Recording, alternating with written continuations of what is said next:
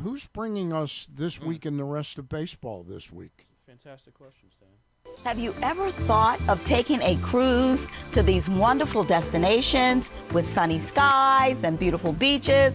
Well, wait no longer. We're ready for you to cruise from the Cruise Maryland Terminal. Have a little phrase that you can go from baggage to margarita in about 15 minutes. Choose fun with an array of destinations, onboard activities, entertainment, and world-class cuisine. Contact your travel agent and book your cruise today. Let your adventure begin. This week In the rest of baseball.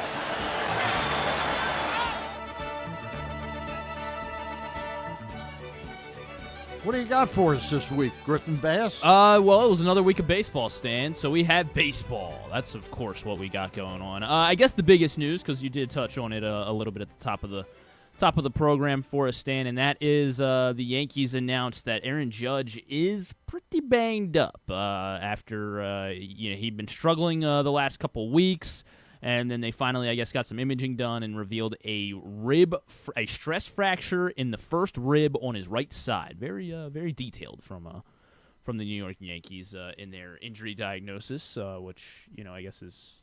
Which is nice, just to know exactly what's going on. It's a tough injury. Yes, it is. It sounds very painful, so some Yankees fans were trying to figure out when he got injured, and they're going all the way back to May 3rd during the Orioles series.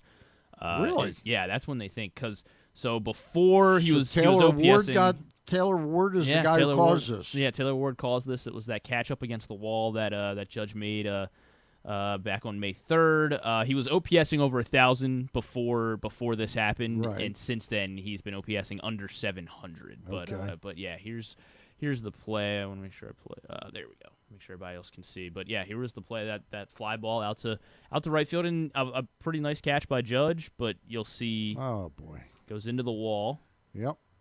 Oh yeah, that was that afternoon game. Yep. Yeah. Yep. Was that? I mean, they lost each game like 10-1. So yeah. I was about to say which one was that, but they were all the same. And yeah, you can see grimaced right after making the catch, and it looks like, I guess, his right elbow goes into his brace side. himself. Yeah. So. Like you were saying, Stan, man, just tough break for the Yankees. Gosh, you got to feel for him. Huh? Is it on the side that he went into the wall, or actually was it the side? It was his right. It's his right side. So it is the side that hit the wall. Yeah, it's the side that hit the wall. Okay. Because look how extended he is when he goes up the other rib. Oh, right, yeah, just that one being but stretched it's his out. right rib. Yeah, it's his right rib, according to the report. So, courtesy of Yes, by the way. That could be like a 6 to 8 week timetable. They said 4 to 6. They're going to do some more imaging in 4 weeks, and then, but yeah, I mean, yes, it could very easily stretch out to 8 weeks, probably for Aaron Judge. They said he will play again. Anytime you're saying we expect him to play again this season, like that's definitely eerie. But yeah, Buster only had a good stat for me that I was going to share. You asked, is he important to the Yankees? Well, since 2020, Stan, the Yankees, when Aaron Judge is in the lineup, they are 138 games over 500. Okay. When he is not in the lineup, they are 8 games under 500. Okay. So, yeah, I would say 8 games. The Orioles are like 8 games. 8 games back. Yeah, you're right. I think they're like maybe 7.5 now officially. So but we can catch them. Yeah, we can catch we're there. the damn we're there. Yankees. Yeah, another Yankees big. suck. They do. Yeah. So you know who else sucks? No, I don't know. You want me to say it? Who? Duke. Okay. Ohio State. You think I was gonna? Ohio State. I mean, yeah, they're not cool. Yeah, but they're that not dishonors cool. Tom Matty. You thought I was gonna say something other than I'm wearing a Maryland logo on my shirt today. Stan. All right. What else in this week and the rest of it? Christopher Sanchez, pretty good pitcher. His scoreless inning streak finally comes to an end after 50 and I think it was officially 2/3 innings, but 50 innings of scoreless baseball from Christopher Sanchez, one of the. He's got the all-time stretches. record for a left-hander. Wow. Yeah. That's Oral Hershiser's 59 plus. It was a very cool moment. They're in a 1-1 game against the Padres, a team they're completely or a 1-0 game, I guess, against the Padres, a team that they're neck and neck with Jackson in Merrill, the wild card right? race. Jackson Merrill. Jackson Merrill had an RBI. had the RBI. But it was a really cool moment as the entirety of Citizens Bank Park was aware of what they were witnessing, and even though a run scored, he just gave up a tying run in the 7th inning. He got a standing ovation after, so it was a cool moment. This was courtesy of NBC Sports Philly. Left side, there's a base hit to left field. Marsh gets to it quickly, rounding third, heading for home is France. The throw to the plate is not in time, and the Padres have tied the game up at 1. And Christopher Sanchez is finally allowed a run after 50 2/3 innings. And here comes the crowd to their feet.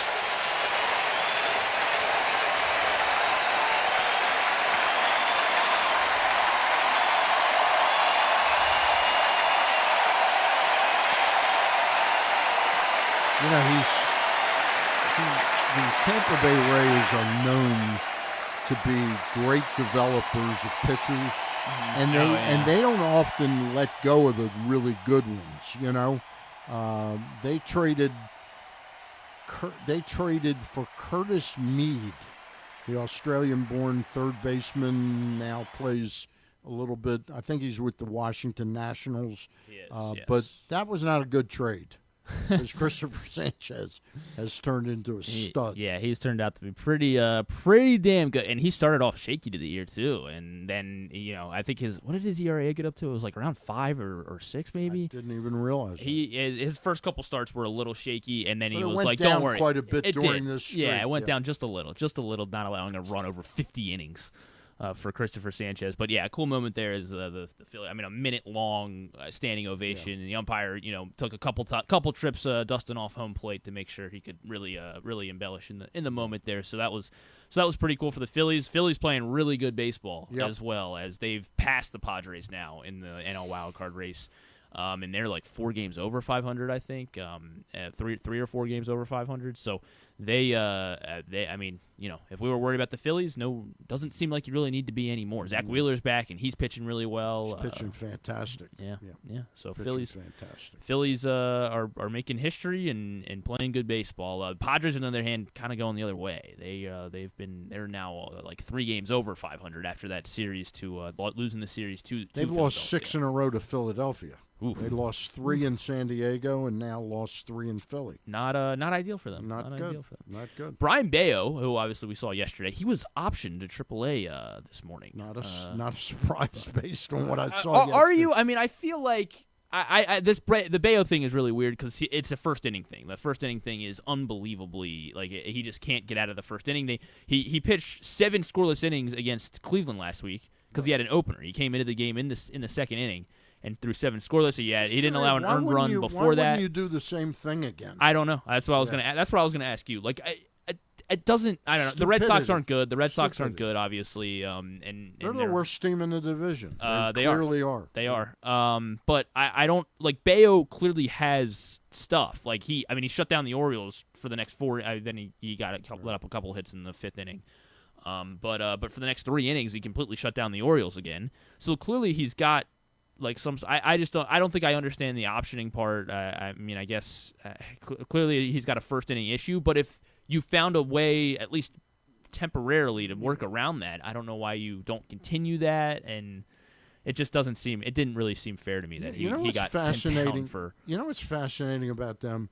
They make this big trade like 9 years ago or 10 years ago for Chris Sale with the White Sox, right? They give up like 4 players for Chris Sale. And Chris Sale's pretty darn good for them. Don't they win a World Series with Chris Sale one time? The Red Sox, yes. Yeah. Yep, in 2018, yeah. And I understand it. They owed him a lot of money. But they then trade him to Atlanta. He's come back and been fantastic the last year and a half with Atlanta. And they do the same thing again. They trade 4 or 5 guys to the White Sox for Garrett Crochet, who had an injury history. Chris Sale hadn't had an injury history, and now they're without Garrett Crochet. Yeah, for like the last. I think they're hoping he comes back soon. Yeah, my fantasy team's hoping he comes back soon too.